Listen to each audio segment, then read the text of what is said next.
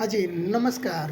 Very good evening to all of you. आइए हम आते हैं क्लास 12वीं के हिंदी का सम इम्पोर्टेंट क्वेश्चन लेकर बिहार बोर्ड का। गंगा पर पुल बनाने में अंग्रेज़ों ने क्यों दिलचस्पी नहीं ली? गंगा पर पुल बनाने में अंग्रेज़ों ने क्यों दिलचस्पी नहीं ली? तो हम पढ़ेंगे लाइन। गंगा पर पुल बनाने में अंग्रेज़ों ने इसलिए दिलचस्पी नहीं ली ताकि दक्षिण बिहार के बागी विचारों का असर चंपारण में देर से पहुँचे। इस तरह चंपारण पर वर्षों तक ब्रिटिश साम्राज्य की छत्र छाया वाला शासन चलता रहे। गंगा पर इसलिए वो पुल नहीं बनाना चाहते थे ताकि यदि पुल बन जाए तो दक्षिण बिहार के जितने भी क्रांतिकारी विद्रोही थे उनके चंपारण जाने में आसानी हो जाएगी। यानी यदि पुल बन जाता तो उनके विचार ऐसे हो गए थे कि उनके विचार बहुत जल्द से जल्द चंपारण तक पहुँच जाती। इसीलिए उन्होंने क्या किया, गंगा पर पुल बनाना नहीं चाहा। चलिए एक बार और हम देख लेते हैं कि गंगा पर पुल बनाने में अंग्रेज़ों ने क्यों दिलचस्पी नहीं ली। उत्तर लिखेंगे, गंगा पर पुल बनाने में अंग्रेज़ों ने दिलचस्पी नहीं ली ताकि दक्षिण बिहार के बागी विचारों का असर चंपारण में देर से पहुँचे। इस तरह चंपारण पर वर्षों तक ब्रिटिश साम्राज्य के छत्र छाया वाला शासन चलता रहा। चलिए अगला क्वेश्चन है कि बिस्नी कौन है, इसको किसकी प्रतीक्षा है। चलिए जी, बिस्नी कौन है, इसकी किसकी प्रतीक्षा है। बिस्नी मानक और मुनि की माँ है। बिस्नी मानक और मुनि की माँ है। बिस्नी सिपाही की माँ शीर्षक एकांकी की नायिका है। बिस्नी के इकलौते बेटे की प्रतीक्षा है जो कि द्वितीय विश्व युद्ध में बर्मा की तरफ से वो लड़ने के लिए गया था। जब द्वितीय विश्व युद्ध चल रहा था तो बर्मा के लिए लड़ने के लिए गया था। आगे, मानक और सिपाही एक दूसरे को क्यों मारना चाहते हैं। मानक और सिपाही एक दूसरे को क्यों मारना चाहते हैं। मानक बर्मा की लड़ाई में भारत की ओर से अंग्रेज़ों के साथ लड़ने गया था और दूसरी ओर के पक्ष जापानी थे। सेना एक दूसरे का दुश्मन है क्योंकि वे अपने अपने देश का प्रतिनिधित्व करते हैं। मानक और सिपाही अपने को एक दूसरे का दुश्मन समझते हैं, इसलिए वे एक दूसरे को मारना चाहते हैं। चलिए जी, प्रगति को आप किस रूप परिभाषित करेंगे। प्रगति को आप किस रूप से परिभाषित करेंगे,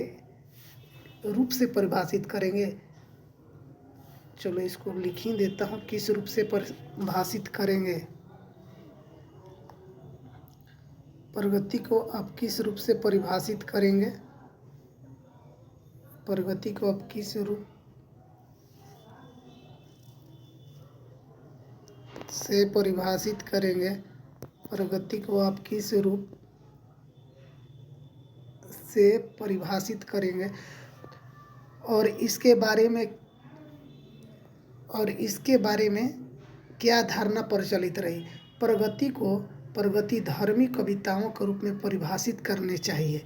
प्रगति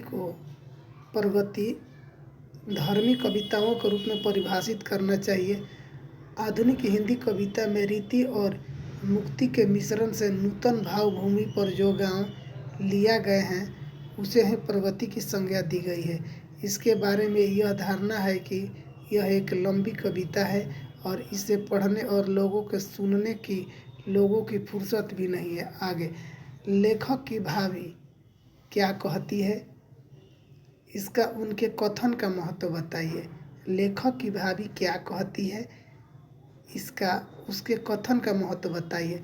लेखक को बचपन में एक बार उनकी माँ ने न चाहते हुए भी चाचा के साथ एक बैल की खाल उतारने के लिए भेज दिया। लेखक पहली बार छुरी से खाल उतारता है और खाल का गट्टर आधे रास्ते से सर पर लादे घर पहुंचता है।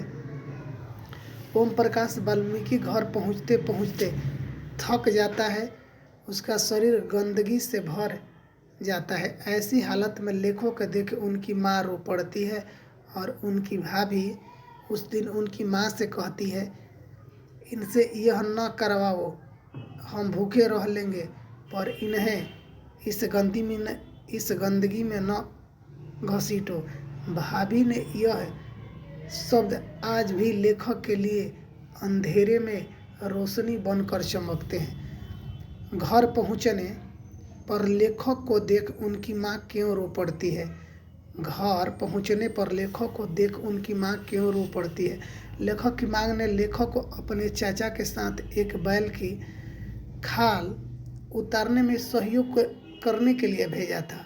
उनके चाचा लेखक से हाथ में छुरी देकर बैल की खाल उतरवाने में सहयोग करता है। साथ ही खाल का बोझ भी आधे रास्ते में लेखक के सिर पर दे देता है। गठरी का वजन लेखक के वजन से भारी होने के कारण घर पहुंचते पहुंचते उनकी टांगें जवाब देने लगती है और उन्हें लगता है कि अब वह गिर पड़ेगा। लेखक के सर के से पांव तक में गंदगी से भर जाते हैं।